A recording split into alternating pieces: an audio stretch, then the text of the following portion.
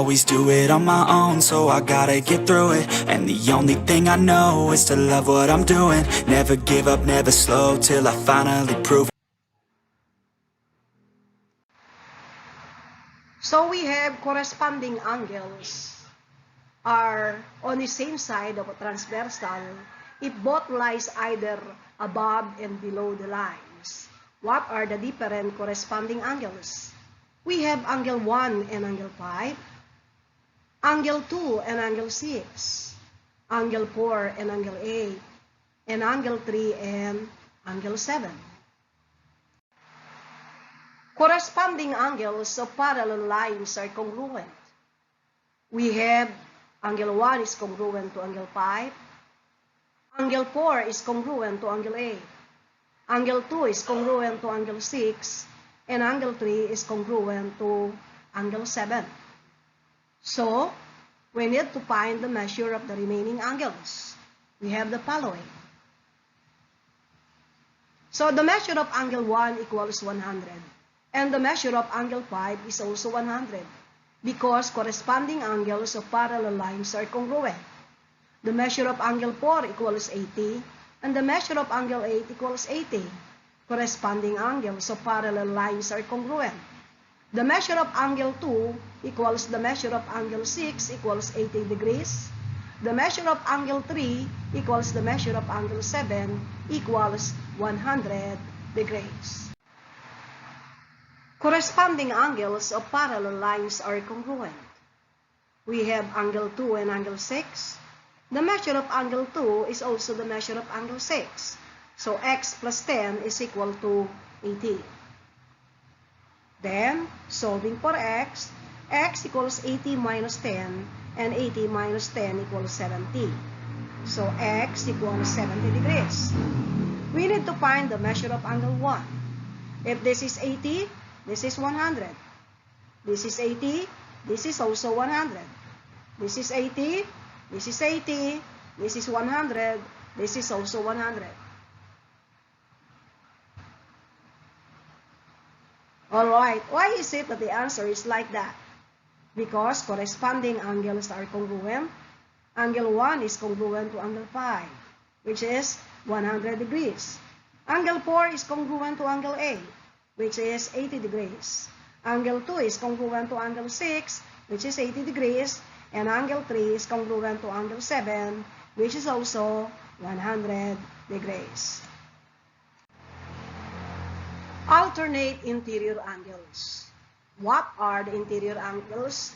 The interior angles are angle 4, angle 3, angle 6, and angle 5. And what are the alternate interior angles? Angle 4 and angle 6, angle 3 and angle 5. So it is stated that alternate interior angles of parallel lines are congruent. Therefore, angle 4 is congruent to angle 6, and angle 3 is congruent to angle 5. So, since alternate interior angles of parallel lines are congruent, we have angle 4 is congruent to angle 6. They are both 60 degrees.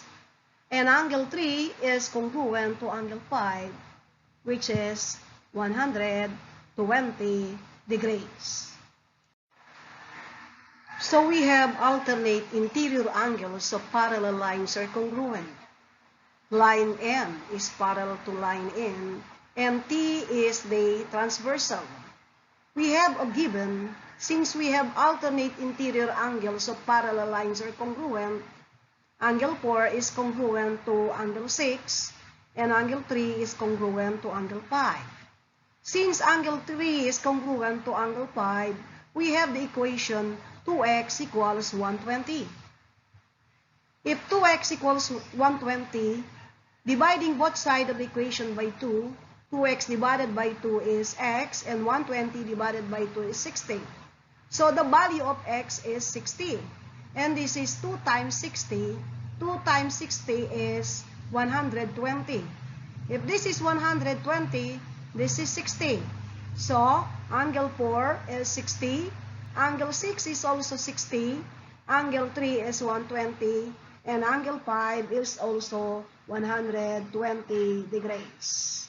Again, alternate interior angles of parallel lines are congruent. Angle 4 is congruent to angle 6. This is 60. This is also 60. Angle 3 is congruent to angle 5. This is 120. This is also 120. Alternate exterior angles are pair of exterior angles on opposite sides of the transversal. So we have the given figure. What are the alternate exterior angles in the given figure? We have angle 1 and angle 7 are alternate exterior angles. Angle 2 and angle 8 are alternate exterior angles. Alternate exterior angles of parallel lines are congruent. M is parallel to N. So we have the pairs of alternate exterior angles. We have angle 1 and angle 7. Angle 1 is congruent to angle 7. We have angle 2 and angle 8. Angle 2 is congruent to angle 8. So we have the measure of angle 1 equals 130 degrees. And the measure of angle 7 is also equal to 130 degrees. So therefore, angle 1 is congruent to angle 7. Then the measure of angle 2 equals 50 degrees. And the measure of angle 8 equals 50 degrees.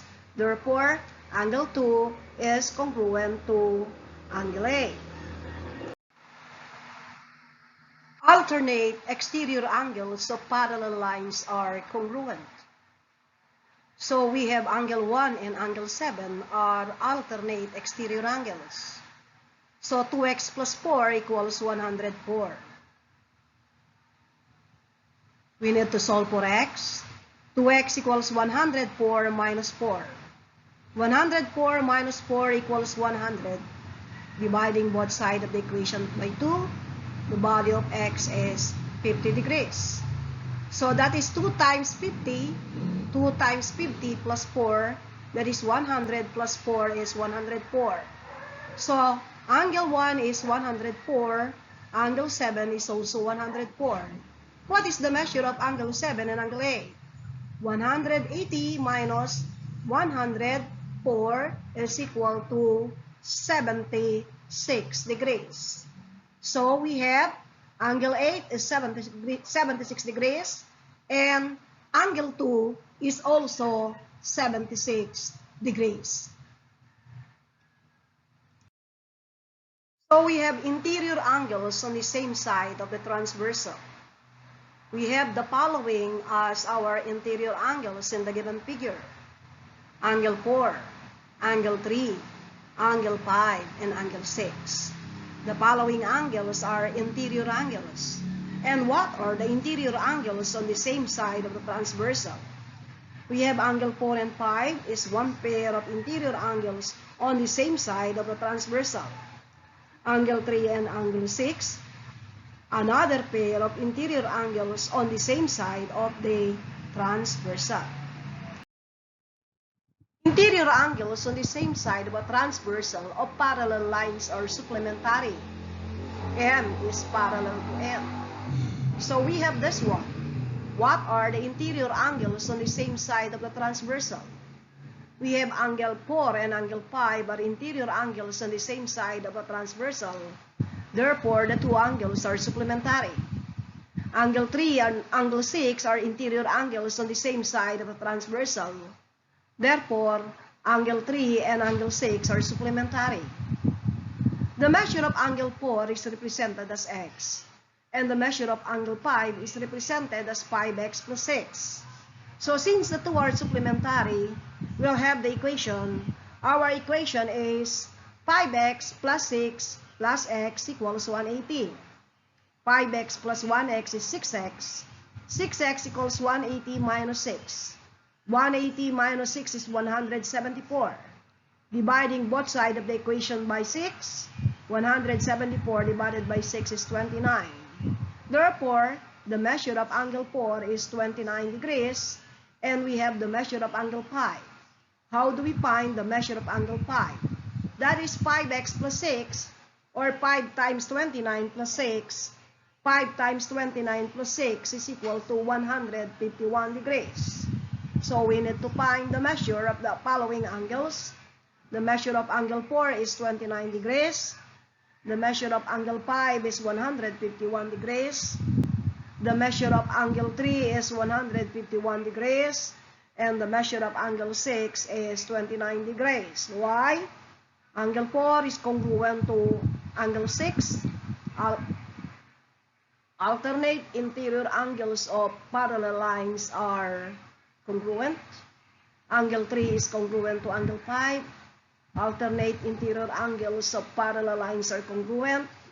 Then the measure of angle 4 plus the measure of angle 5 is 180 degrees.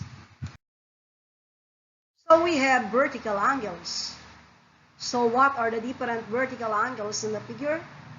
We have angle 1 and angle 3, angle 2 and angle 4, angle 5 and angle 7, angle 6, and angle 8. So we have vertical angles are congruent. Angle 1 is congruent to angle 3. Angle 2 is congruent to angle 4. Angle 5 is congruent to angle 7. And angle 6 is congruent to angle 8. So we have vertical angles are congruent. Angle 1 is congruent to angle 4. Angle 6 is congruent to angle 3. And angle 5 is congruent to angle 2. This is a symbol for the right angle.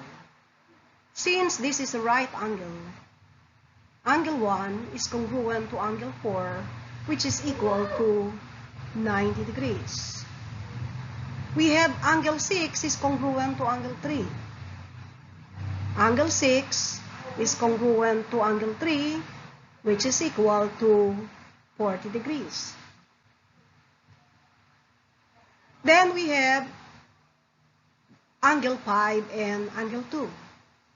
Angle 5 is congruent to angle 2.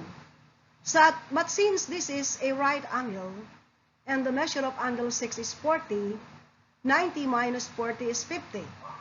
Therefore, angle 5 is congruent to angle 2, which is equal to 50 degrees. We have linear pairs. We have the following linear pairs. Angle 1 and angle 2. Angle 2 and angle 3. Angle 3 and angle 4. Angle 4 and angle 1. Angle 5 and angle 6. Angle 6 and angle 7. Angle 7 and angle 8. Angle 8 and angle 5. The angles in a linear pair are supplementary. So we have the given. The measure of angle 1 equals 5x. The measure of angle 2 equals x. Angle 1 and angle 2 form a linear pair, and angle 1 and angle 2 are supplementary. Therefore, we have 5x plus x equals 180. 6x equals 180. Dividing both sides of the equation by 6, the value of x is 30. So the measure of angle 2 equals 30 degrees. We need to find the measure of angle 5, that is 5 times 30, and 5 times 30 equals 150 degrees. We need to find the measure of the remaining angles. We have angle 3 equals 150 degrees. The measure of angle 4 equals 30 degrees. The measure of angle 5 equals 150 degrees. The measure of angle 6 equals 30 degrees. The measure of angle 7 equals 150 degrees. And the measure of angle 8 equals 30 degrees. We have the exercises. Line M is parallel to line N, and T is a transversal. So we have the measure of angle 1 is 140 degrees. We need to find the measure of the following angles. What is the relation of angle 1 and angle 2? Angle 1 and angle 2 form a linear pair. Therefore, the measure of angle 1 plus the measure of angle 2 equals 180. What is the measure of angle 2? The measure of angle 2 is 40 degrees. We need to find the measure of angle 3. Angle 1 and angle 3 are vertical angles. If angle 1 and angle 3 are vertical angles, what is the measure of angle 3? Vertical angles are congruent. The measure of angle 3 is 140 degrees. We have the measure of angle 4. So what is the relation of 2 and 4? 2 and 4 are vertical angles, and vertical angles are congruent. What is the measure of angle 2? The measure of angle 2 is 40. Therefore, what is the measure of angle 4? The measure of angle 4 is also 40 degrees. We need to find the measure of angle 5. Angle 1 and angle 5 are corresponding angles, and corresponding angles of parallel lines are congruent. So, we have angle 5. If 1 is 140 degrees, then the measure of angle 5 is also 140 degrees. We need to find the measure of angle 6. So, what is the relation of 4 and 6? 4 and 6, angle 4 and angle 6 are alternate interior angles. So, what is the measure of angle 4? The measure of angle 4 is 40. Therefore, the measure of angle 6 is also 40. We need to find the measure of angle 7. What is the relation of angles 1 and angle 7? Angle 1 and angle 7 are alternate exterior angles, and alternate exterior angles of parallel lines are congruent. Therefore, what is the measure of angle 7? The measure of angle 7 is 140 degrees. We need to find the measure of angle 8. Angle 7 and angle 8 are supplementary. Angle 7 is 140. Therefore, what is the measure of angle 8? The measure of angle 8 is 40 degrees. We have the following exercises. Line M is parallel to line N, and S and T are transversal. The measure of angle 1 equals 110 degrees, and the measure of angle 11 equals 60 degrees. Find the measures of the following. We have the measure of angle 2. What is the relation of angle 1 and angle 2? Angle 1 and angle 2 are supplementary. The measure of angle 1 is 110. Therefore, the measure of angle 2 is 70 degrees. We need to find the measure of angle 12. What is the measure of angle 12? So we have angle 11 and angle 12 are supplementary. The measure of angle 11 is 60. Therefore, the measure of angle 12 is 120 degrees. We need to find the measure of angle 6. We have angle 6. Angle 1 and angle 6 are vertical angles, and vertical angles are congruent. The measure of angle 1 is 110. Therefore, the measure of angle 6 is also 110 degrees. We need to find the value of angle 5. So, angle 5 and angle 1 are supplementary. The measure of angle 1 is 110 degrees. Therefore, the measure of angle 5 is 70 degrees. We need to find the value of angle 3. Angle 11 and angle 3 are corresponding angles, and corresponding angles of parallel lines are congruent. If the measure of angle 11 is 60, therefore the measure of angle 3 is also 60 degrees. We need to find the value of angle 14. Angle 1 and angle 14 are alternate exterior angles, and alternate exterior angles of parallel lines are congruent. If angle 1 is 110 degrees, therefore angle 14 is also 110 degrees. We need to find the value of angle 7. So where is angle 7? So angle 7 and angle 11 are supplementary because the two angles are interior angles on the same side of the transversal. If the measure of angle 11 is 60, therefore the measure of angle 7 is 120 degrees. Thank you for watching.